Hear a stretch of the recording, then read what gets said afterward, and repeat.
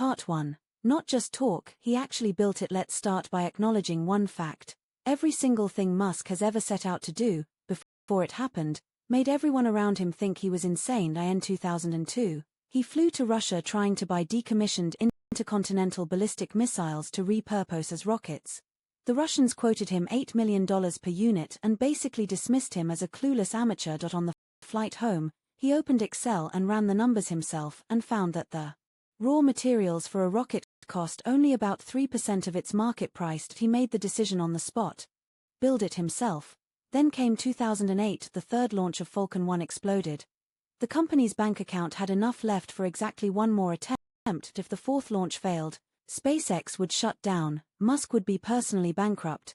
The fourth launch succeeded. That was the first liquid-fueled rocket built by a private company to reach orbit in human history. The same story played out again at Tesla. In 2018, the Model 3 production hell nearly killed the company. Tesla was weeks away from collapse. Musk slept on the floor of the Fremont factory, personally overseeing the production line, personally fixing the workflow. And then they survived.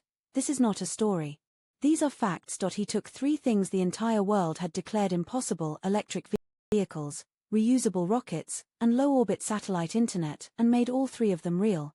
Part 2. Extreme curiosity and the ability to actually build things. Most CEOs are managers.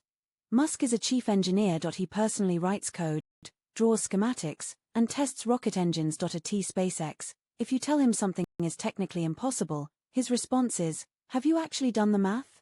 He demands that everyone reason from first principles in physics, derive everything from the ground up, refuse to rely on industry convention. That approach has allowed his companies to obliterate competitors on cost structure.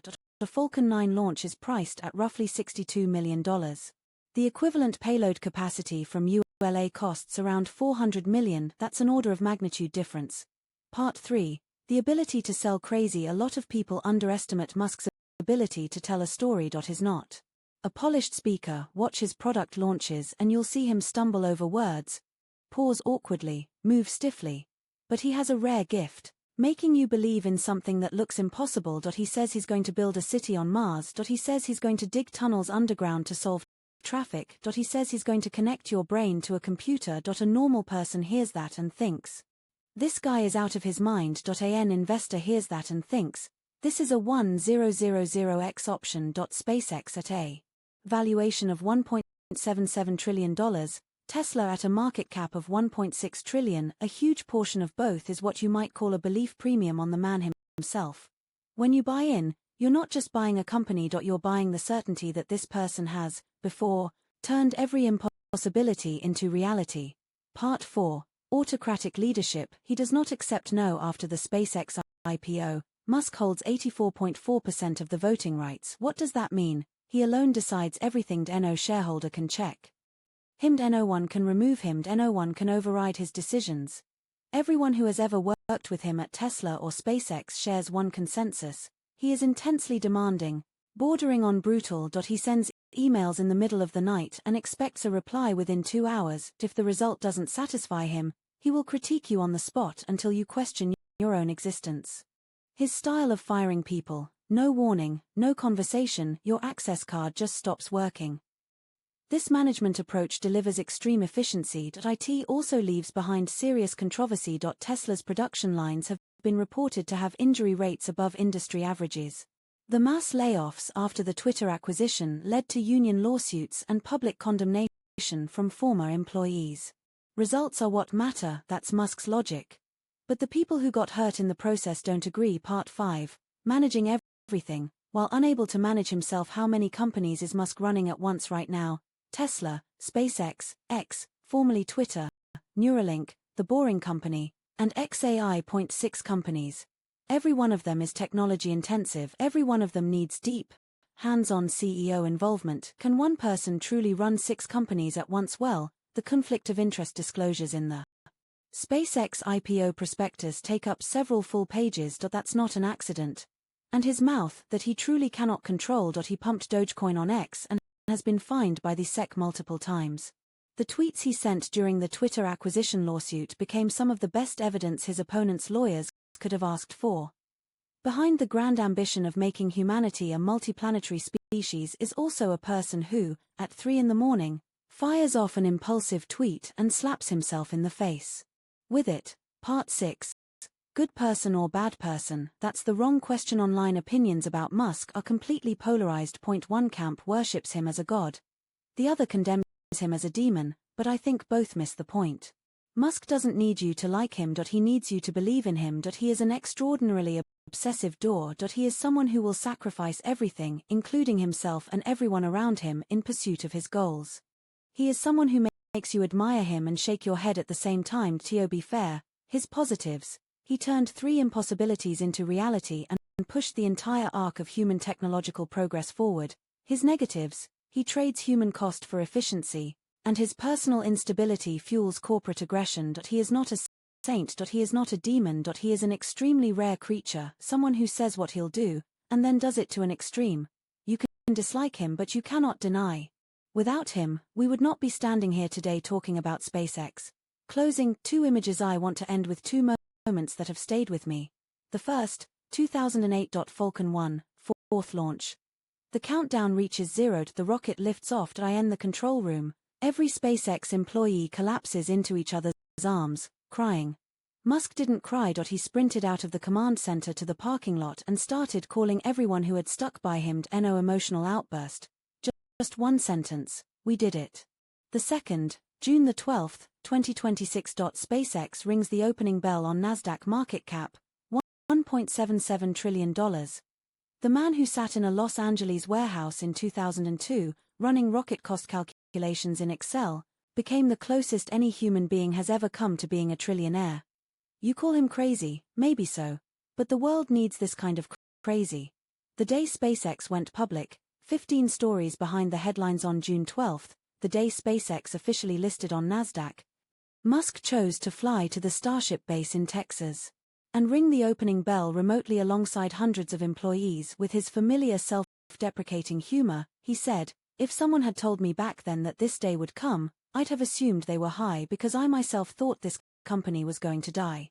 SpaceX debuted at an issue price of $135 per share, raising approximately $75 billion.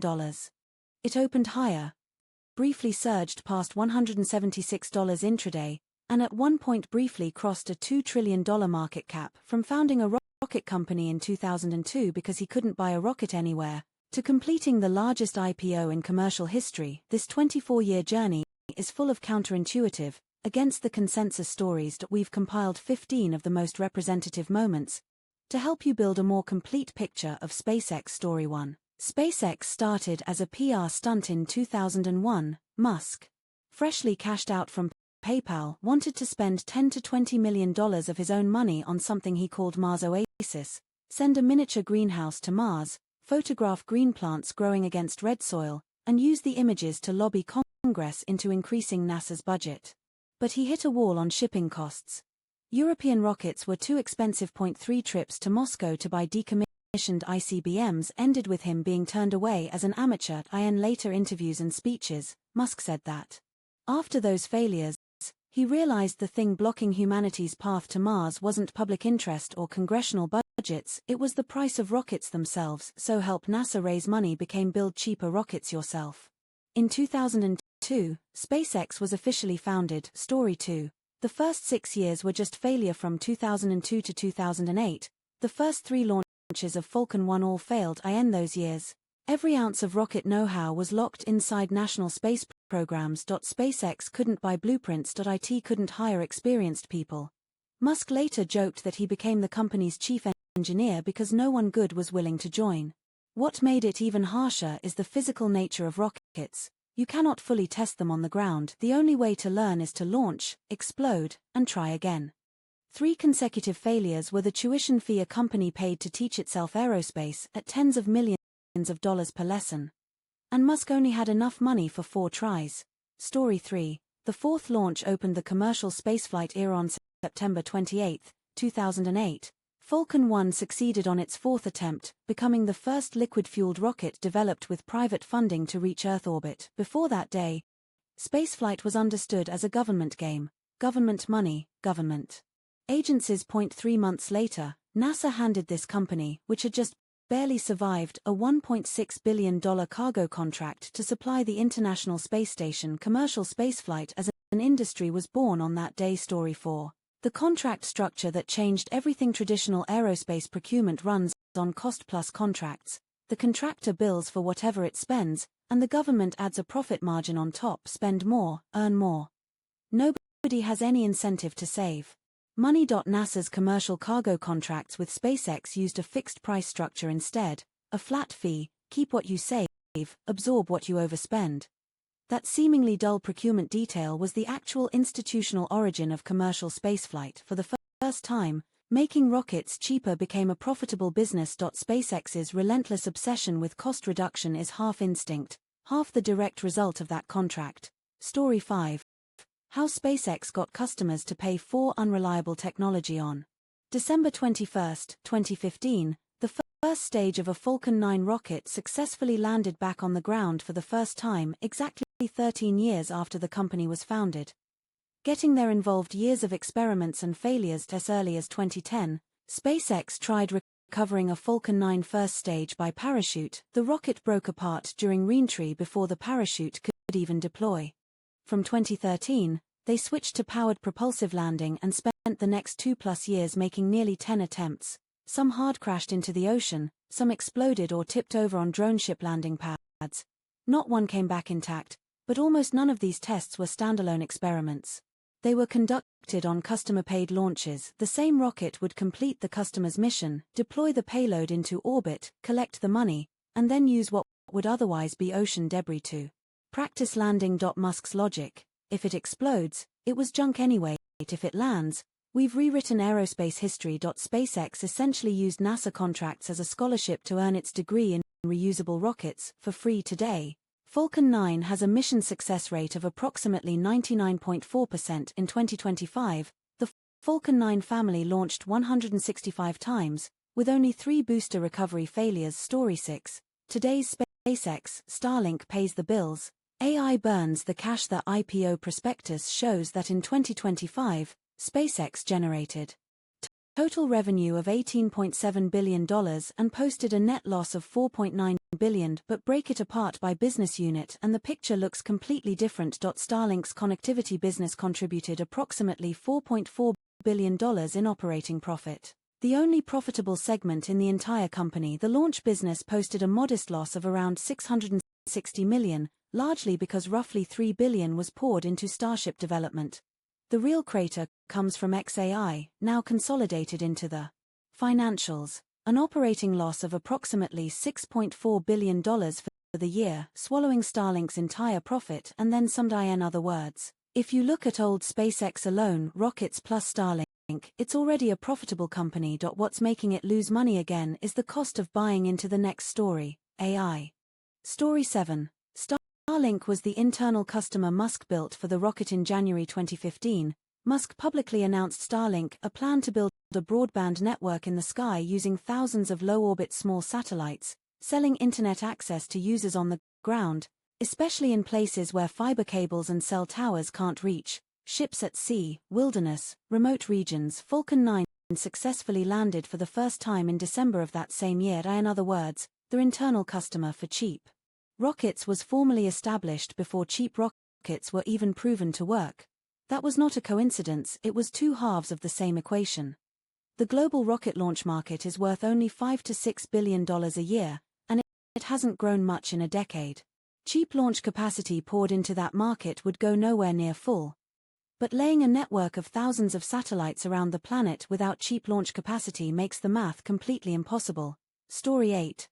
Starship's customers have already changed once the same pattern of betting early on the next customer played out again with Starship, the next generation heavy lift rocket. In 2014, SpaceX broke ground on the Starship launch site in Boca Chica, Texas. That was the year Falcon 9 hadn't successfully landed even once. The previous generation wasn't even proven yet, and the next generation was already under construction. What's even more interesting is how the customer base has evolved. Starship's original narrative was built around people, Mars colonization, space tourism. Musk talked about that for years. But as the concept of space-based computing infrastructure emerged, Starship's primary customer quietly shifted to data centers.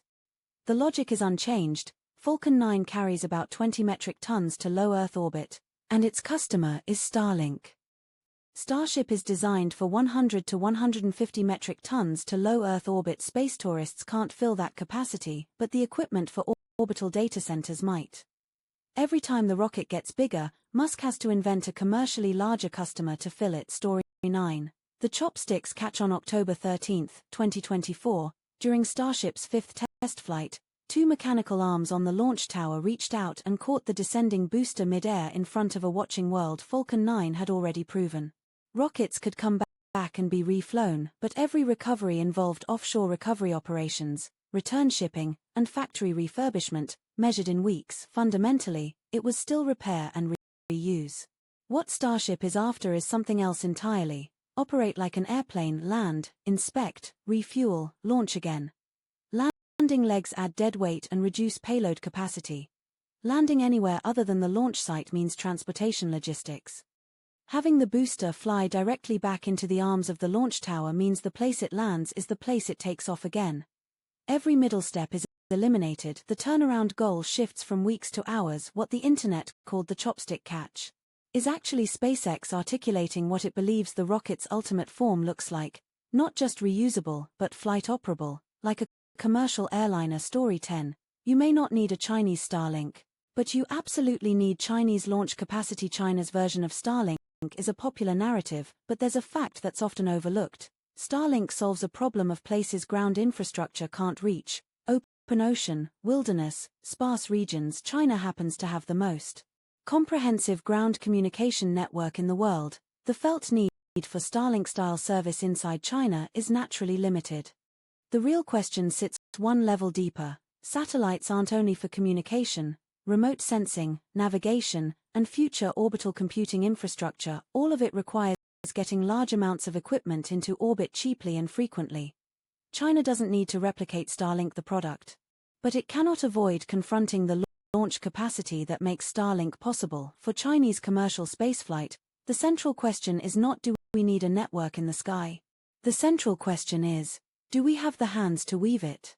Story 11. Breaking the Never Go Public pledge. SpaceX was once Silicon Valley's most committed never IPO company. Musk's publicly stated reason was that capital markets short-termism is fundamentally incompatible with century-scale goals like Mars.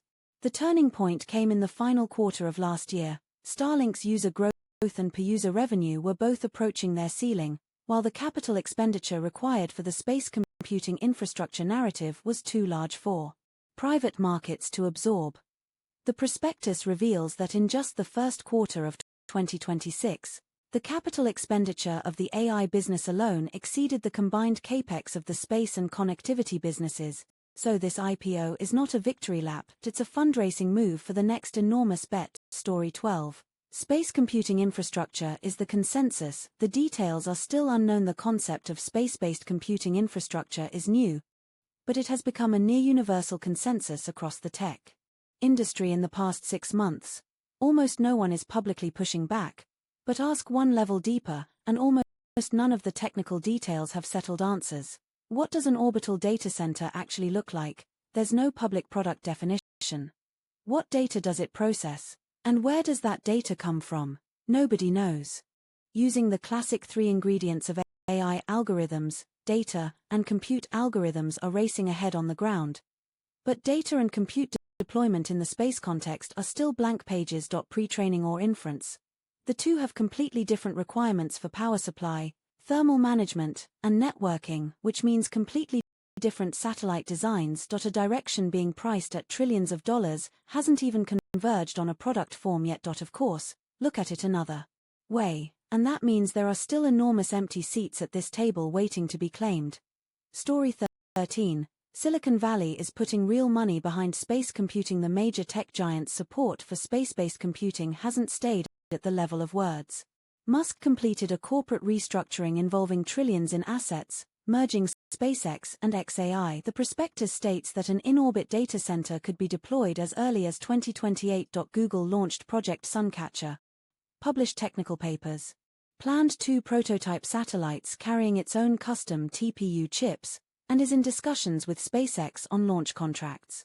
Jeff Bezos's Blue Origin filed the Project Sunrise application with the FCC in March 2026 for a constellation of 51,600 data center satellites. Former Google CEO Eric Schmidt acquired rocket company Relativity Space in 2025 with the stated goal of putting data centers into orbit. StarCloud, backed in part by NVIDIA, put an H100 chip into orbit in November 2025 and completed in-orbit model training, buying companies, merging assets, filing licenses, launching satellites. The infrastructure race has begun. Story 14. The cold math of cost. An aerospace engineer published a public analysis. Building a 1 gigawatt orbital data center, roughly 4,300 satellites, including 5 years of operations, would cost over $50 billion, approximately 3 times the equivalent ground-based facility. To make the economics work, industry estimates put the required launch cost at approximately $200 per kilogram to orbit today. Falcon 9's equivalent cost is in the range of $2,000 to $3,000 per kilogram. Note that launch cost and cost per kilogram to orbit are not exactly the same thing, but the gap is at least an order of magnitude. That order of magnitude reduction requires a 2-stage fully reusable heavy-lift rocket like Starship, so the timeline for space-based computing infrastructure is deeply tied to the progress of Starship. Whether the story is real or not will ultimately be answered with welding torches and launch pads. Story 15. The bigger